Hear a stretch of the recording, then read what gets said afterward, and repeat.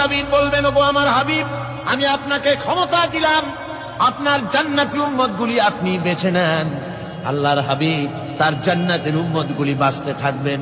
হযরত আয়েশা বলেন, ইয়া রাসূলুল্লাহ, কিয়ামতের ময়দানে লক্ষ কোটি কোটি মানুষের ভিতরে আপনার জান্নাতি উম্মত আপনি চিনবেন কি করে? হুজুর বলেন, আয়েশা, কোন একটি ঘোড়ার কপাল যদি থাকে সাদা, এই সাদা কপালওয়ালা ঘোড়াটা যদি অসংখ্য ঘোড়ার ভিতরে যদি হারিয়ে যায়, তাহলে সাদা কপালওয়ালা ঘোড়ার মালিক তার ঘোড়াকে পাবে কিনা বলো?